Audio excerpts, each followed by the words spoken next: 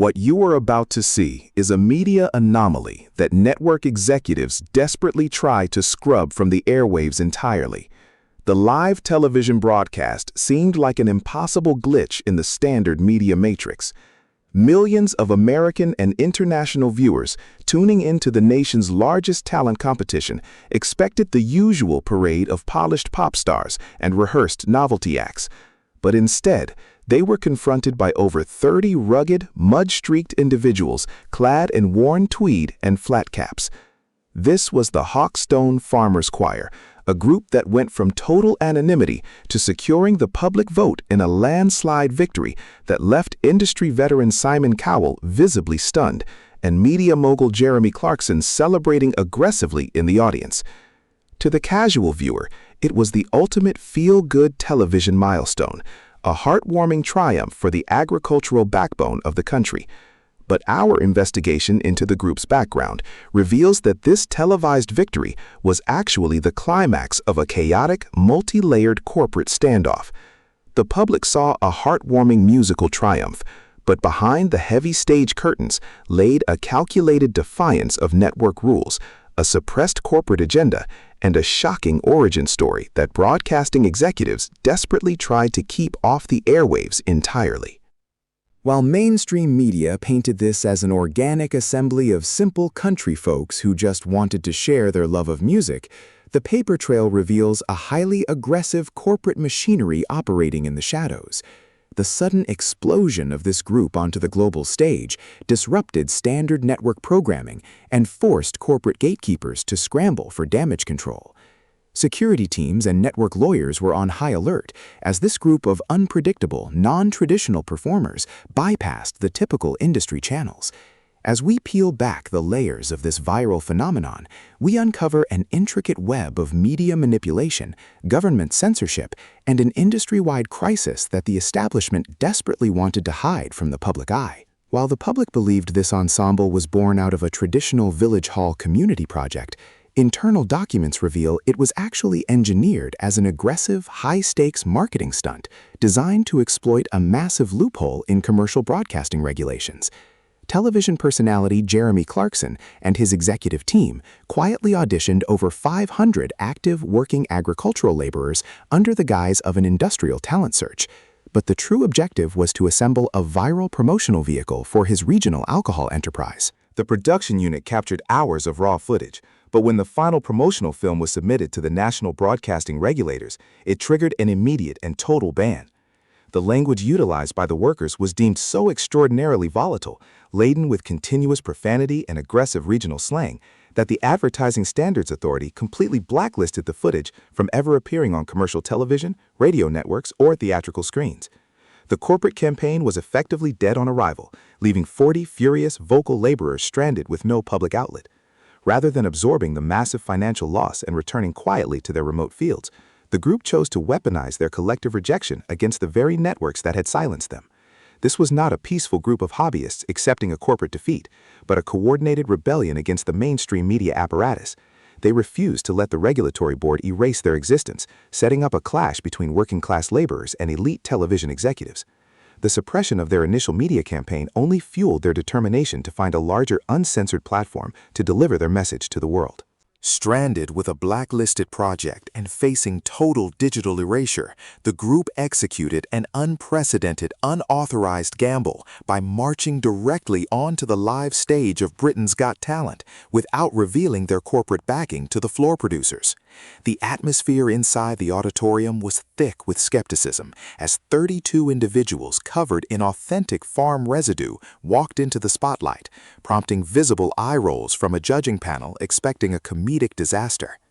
The moment their collective vocals resonated through the acoustic space, however, the entire media apparatus shifted on its axis, transforming a skeptical television studio into a state of absolute unscripted shock.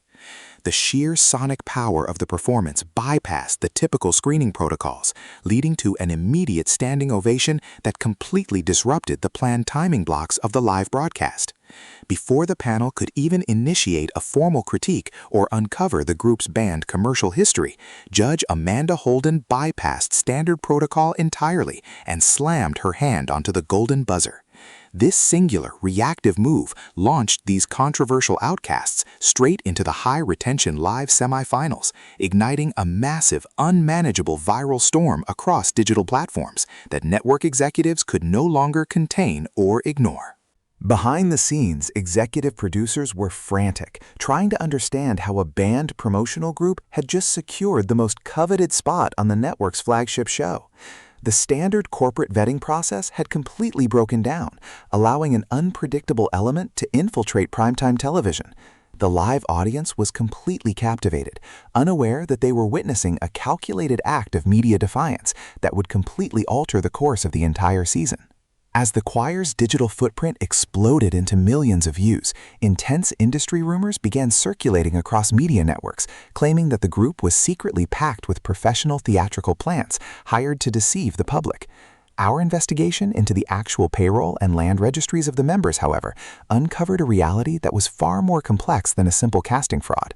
The roster did not consist of hidden pop actors, but rather individuals leading jarring, almost exhausting double lives that blurred the line between elite art and intense manual labor. Journalistic profiles revealed individuals like Rosie Jones, who handles the brutal daily logistics of a 600-acre beef operation, but who also holds a past history performing on elite West End theatrical stages before completely abandoning the industry for livestock management. Presenter TV host.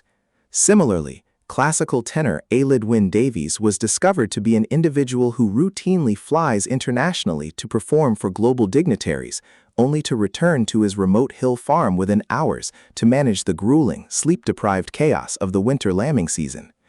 These were genuine, battle-hardened laborers, using the choir as a critical, desperate psychological escape from the relentless, isolating physics of their primary occupations, setting the stage for an upcoming narrative shift that would shock the network's core demographic. The mainstream media attempted to reduce these individuals to simple caricatures, but our deeper look into their daily operational realities revealed a profound dual identity. This stark contrast between high art and grueling physical survival created a unique emotional resonance that traditional reality television contestants could never replicate, leaving the audience deeply invested. When the live semifinals commenced, the group chose to strip away the upbeat, marketable elements of their performance to expose a deeply unsettling social crisis that major networks historically avoid discussing during primetime family entertainment. Behind the polished harmonies and the rustic aesthetic lay an explicit attempt to force a mass media audience to confront the terrifyingly high rates of mental health emergencies and quiet self-harm running rampant through the agricultural sector. The daily reality of the industry is plagued by extreme geographical isolation, severe corporate exploitation by major supermarket chains, and volatile climate events that can instantly bankrupt a family lineage. Journalistic data shows these combined pressures drive a catastrophic number of agricultural workers to the point where they oft themselves in complete silence, away from public view. The choir had silently evolved into a vital underground crisis network where these stoic, traditionally quiet individuals could openly process trauma that had been systemically ignored for generations. By discarding their corporate-approved setlist for the grand finale and debuting a raw, emotionally heavy original piece titled "This Is Home," they forced a direct confrontation with the hidden human cost of the nation's food supply chain. This bold thematic shift caught network censors completely off guard, as the group utilized live television to broadcast an unvarnished look at industrial suffering. They effectively turned a commercial entertainment platform into a national forum for an ignored humanitarian issue, breaking the unwritten rules of primetime network television. Inside the network control room during the live grand finale broadcast, a frantic logistical war erupted between top television executives and the choir's production team over the potential failure of the entire transmission. Industry mogul Simon Cowell vehemently opposed the group's sudden decision to perform an unreleased, entirely unknown original track during the peak voting window, arguing that deviating from proven pop covers was a fatal strategic error that would destroy their viewer retention numbers.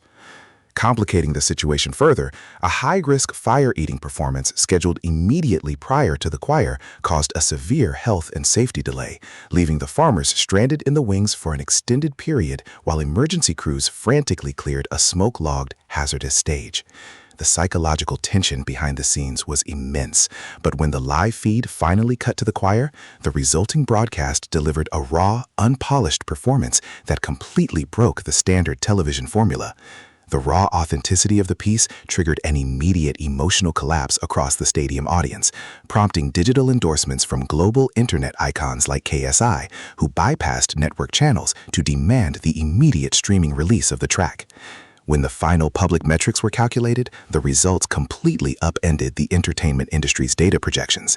The band Foul-Mouthed Beer Ambassadors had defied every metric and officially secured the grand championship, creating an unprecedented administrative crisis for the network's legal and public relations teams. The moment the live broadcast concluded and the celebratory confetti was cleared from the stage floor, investigative journalists immediately began tracking the destination of the massive £250,000 corporate cash prize.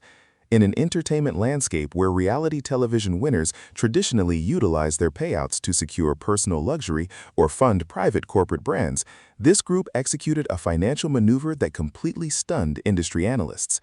The choir officially announced that they would not be retaining a single fraction of the monetary prize for personal use, opting instead to legally reallocate the entire fortune directly into grassroots rural mental health charities and specialized crisis prevention funds.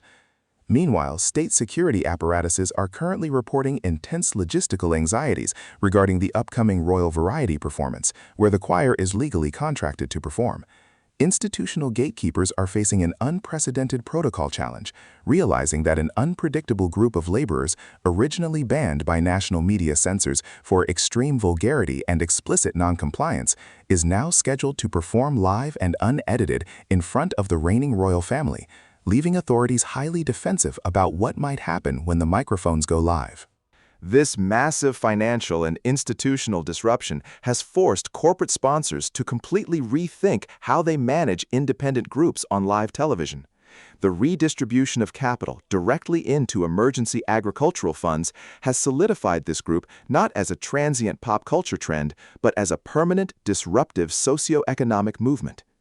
The legacy of this specific television broadcast extends far beyond the boundaries of a standard entertainment victory, marking a permanent disruption in how regional industries utilize mass media platforms. What began as a cynical, heavily corporate-sponsored alcohol advertisement that was swiftly suppressed by national censors ultimately transformed into a historic social phenomenon, forcing an urban populace to directly acknowledge the severe, often heartbreaking, systemic struggles of the communities that sustain them. The group bypassed corporate gatekeepers, survived intense backstage network friction, and converted a simple talent show prize into a literal lifeline for an endangered, isolated workforce. It forces an immediate, uncomfortable reevaluation of our daily consumer habits. The global audience watched a simple performance, but our deep investigation reveals that the real story began when the camera stopped rolling and the corporate machinery lost control of the narrative.